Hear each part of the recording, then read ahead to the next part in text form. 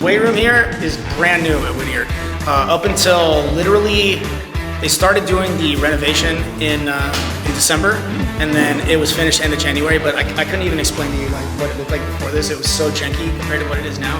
And then we've doubled the functional space. The floor is all completely uniform. We've got obviously some pretty solid branding here. It's super clean. We raised the ceiling like 3 feet. And yeah, brand new. And this is really indicative of what's going on at Whittier right now. Like this type of investment is kind of all over the campus. So they're expanding sports. We're actually adding sports in the next 2 years, adding staff. Whittier's just a really great place to be right now. Yeah, well, the strength and conditioning side, I was actually in the strength side before I even got back into coaching. I got into the strength world in 2010, and I was purely doing strength from 2010 to 2013. After 2013, I took a job with Milorad in Serbia, and I was head of strength for a small group of Serbian national athletes and a Macedonian athlete as well. And then when I came back, though, I knew I wanted to coach. The strength side wasn't enough. I wanted end-to-end, just like Steve Jobs did with Apple, right? I wanted end-to-end. I wanted the strength, I wanted the coaching. So then I came in and I started working club. I got a club job with now Evolution Racing Club. I was there for 10 years. I was basically able to do that and continue to develop. During that time, like the first 2 years that I was working there, I was Anthony Irvin's strength coach, and then he got second at Olympic trials and then won the gold medal in 2016. And I did his strength from September 2015 all the way through and beyond the Olympics. And then I just kept building on that, and I scaled it down to youth sports. So I was working with the high school age for a long time, and just continued to keep the foundational principles that we had. Because our number one priority with Anthony was get him to the end of the season uninjured. Somebody that talented with his feel for the water, his ability to swim high in the water, if you can get them to the end of the season without being hurt, they're going to do just fine. And then we had some specific goals within that goal, which was increase shoulder stability and mobility, because he had some pre-existing injuries. When you get to be age 34, you got some city miles on you. Some of his city miles were on a motorcycle, so they're rough for city miles. And then there were also some other elements of balance on the block. He struggled a little bit on the block in London 2012, so we wanted to work on his range of motion through the hips, knees, and ankles. Particularly his dorsiflexion was a little bit sus. So we got to work on all of those things, and we figured if we just kept those principles in mind, at the end of the season, he would get stronger. He would get more powerful. He would be more explosive. And we just kept those goals in mind, and by the time we got to the end of the season, literally the first season I've ever known him where he got to the end of the season without an injury that was bothering him, whether it was the shoulder, whether it was the back, was really big back in college. And then after 10 years on club side, I realized that I wanted to start developing career-wise beyond where I had been, and I wanted to make a jump into college. I was looking at Santa Barbara, I was looking at Savannah College of Art and Design, which is still really an intriguing prospect, but I ended up coming to Whittier because I saw this type of investment and growth. This wasn't even happening when I interviewed, but I could see that that's the direction it was going. There was support from the athletic director, from the president. They just ousted the old president. They have a new president, President Dillon. She's doing a great job. And I could see the investment in the community and the city as well. They just built this new outdoor mall area. It's Rodeo 72. And so there's investment in the city, there's investment in the school, there's investment in sports, and it seemed like a good place to come where you could kind of build yourself up with the institution. So that's what brought me here. When it comes to balancing strength and the swimming side, it's really not hard for me because it's something that I've been doing for the last 11 years now. Yeah. So it really comes naturally to me. Honestly, I think it would be harder if I went somewhere where I couldn't be more hands-on with what they were doing in the weight room. I mean, I've had a lot of D1 coaches, probably a lot of people even complain to me about how difficult it can be to interface with the strength and conditioning communication personnel. And bridging that gap. Yeah, getting people to see your vision and kind of take that into their day-to-day. It can be challenging. I've had some interviews with D1 programs because of that specifically, but here it's not a problem. I have the support of the AD. He actually wants me in this role, and I really appreciate it because this is exactly what I want to be doing too. Awesome. What is up, guys? So I'm double dipping on the vlogs today. So earlier I was at ASP training with that pro group. Amazing experience. Hopefully you guys saw the vlog. Released it last week, so make sure you go check it out. But yeah, just was nearby and then texted Coach Jeff here at Whittier College, and I was about 20 minutes from here. I was like, well, let me see if I can stop by for a practice. They do not have a big group going on right now because they just finished conference, so they're in their break period, but they do have 2 athletes going to NC2As. So today we're going to follow along a little bit of what they do and hopefully get to hear a little more from Coach Jeff about the program here and their goals and where the school is taking the program. They have a lot of cool stuff going on, so I figured it would be an awesome vlog to show you guys, and hopefully you guys like it. Make sure, don't forget, subscribe, leave a comment, leave a like. That helps me out a lot. But yeah, let's see how it goes. All right, so what do you got at NC's? I have the mile and the 500, and maybe the 200. We'll see. Can you decide last minute? It's just because he's lazy. That's why he's not doing it. What do you got? I have the 2 IM, 4 IM, and 2 fly. Wow, you guys like pain. We do. Worse than that. I don't think I can do anything more than a 25 free. I wish. Well, these guys can't do 25s fast.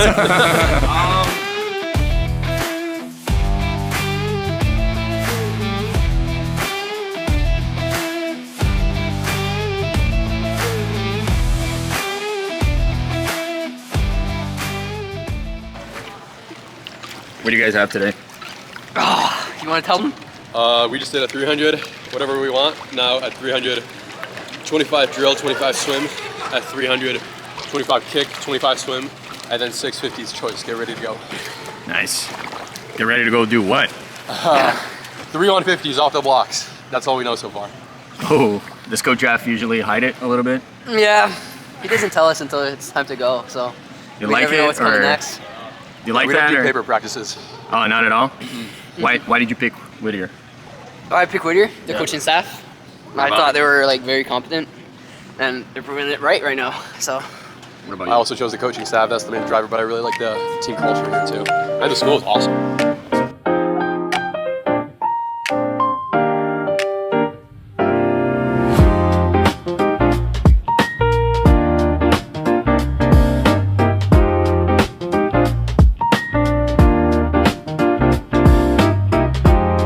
Honestly, I like the age. I really do like the age, and I thought about this a lot. My first year, I really realized this. Almost 8 years I coached high school age kids, so everybody's 14 to 18, and it's an interesting period because there's a lot of change that happens during that period, but it's all biologically driven. But this age, this 18 to 22, there's just as much change, if not more, but it's predominantly psychologically driven, so it's much more interesting. I like it a lot better. I find it very engaging. What about like administrative, like things to consider, like especially here at the academic D3 level? Yeah, I mean, I knew when I made the change that I was exchanging one set of headaches for a different set of headaches. But I honestly I enjoy being part of the administration. You know, when I was doing club, I was essentially in a lot of ways by myself for a lot of the time. You know, having monthly staff meetings and interfacing with other coaches and just having a whole administration there to ask questions and soundboard things and just hang out with. It's really nice, and having other teams and other sports to support. I want to continue to do that, and I want to actually get the team involved in doing that more. You know, having us, show up, like when basketball goes on an away game, having the team show up to be at the bus to like give them a high five or something like that. Like, these are all things that are really great about college athletics that not every coach takes advantage of this. I mean, Coach Charman up at Cal, women's basketball, she does such a fantastic job of this. I really want to bring a little bit more of that into our culture as well. All right, are you ready? 15 seconds. Yeah, get it up.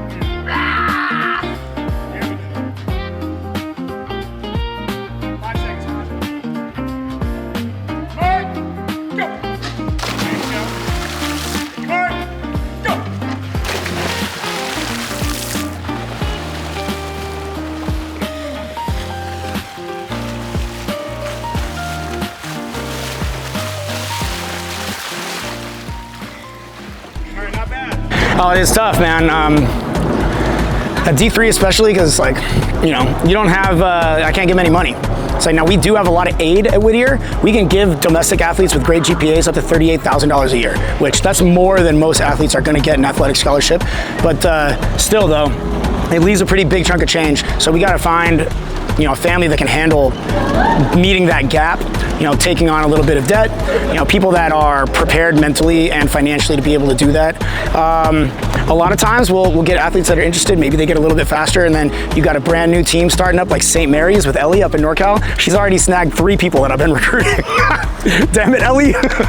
No, but Ellie's great. If they're gonna go somewhere, go to Ellie.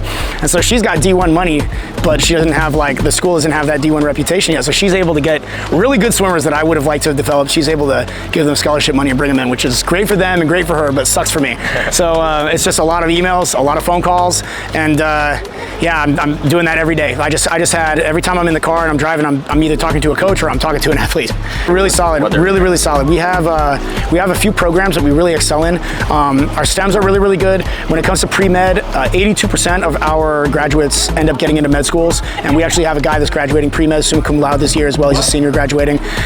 We're also super good at kinesiology. We've got one of the athletes you met, Tara. She's last year, sophomore year, she was inducted in the Honor Society for Kines. Our kinesiology program is really good. We're also very well renowned with business. One of the things that we have going for us that's different than a lot of schools our size is we have faculty that are still professionals in their field. So a lot of the faculty here, they're not just academics, they actually still work, which means when you graduate from Whittier, which has a small class size, so your professors actually get to know you and know who you are and know a lot about you and value you as an athlete, value you as a student, value you as a person. They're able to write really exceptional letters of recommendation if you're going into the workforce, if you're going into a graduate program, and they actually have a lot of connections in the area. So that's the way that we can really leverage our small school value into the next stage of your life and career, whether that is internships, jobs, or further education. We've done a lot of good work since conference. We have a month, so we got a lot of time to work with, and basically what we've been doing is kind of the entire macro season compressed into 3 weeks. So we hit them pretty hard. Well, I gave him a little time off first, right? So we finished the meet on a Saturday, and then I told this guy, he was ready to come back and work. I told him I didn't want to see him until Wednesday. Got him back in Wednesday. We really just did some recovery swimming, but then the next day, did the weight room, did practice in the morning, weight room in the afternoon, and then we got in on Thursday afternoon and we did something very challenging that's never been done. 30 50s at goal pace 200. One of the main, I don't repeat a lot of sets, but one of the main sets that I do like to repeat a lot, it's 20 50s at goal pace. For long axis strokes, we start on 130. For short axis, like what he's doing, we start on 135. And then it's 2 at each interval on 135, 130, 125. You drop 5 seconds down for every 2 that you make. If you miss, you take some penalties. The penalties are sprint 25s in your secondary stroke. By the way, this is all, I lifted and modified this from Salo like 15 years ago. Yeah. But I really like it, and I really liked how it's been developed. So what we did 30. We tried 30. And so what we did for 30 is we did 3 at each interval. And so we got started. He made 18 straight. We didn't penalize him because I wanted to see more of this. We didn't penalize him because it was such a bigger load. Instead, I just gave him an easy 50 on 115 after he made a miss. And then you gotta come back and repeat the one that you missed, because it's not 20 or 30 50s. It's 20 or 30 50s at goal pace 200. So if you don't hit goal pace, it doesn't count. For him, his goal pace, he had to be under 26.25 for fly. And he made 18 straight, and then he started to have some trouble. And he ended up doing, he made 23 on 31 attempts, and I gave him a 45-minute cap. So after 45 minutes, that's it. And when he timed out, I told him he could do another one if he wanted to. It wouldn't count. It's just for him. And he did another one, and he went 26-2. So it was good. Yeah.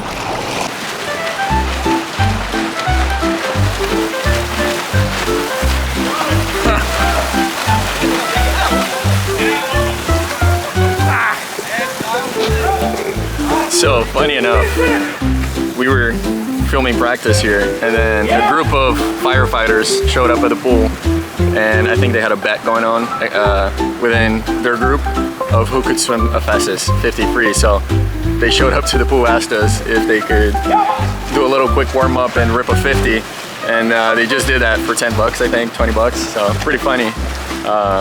It's just going on in the middle of the set here.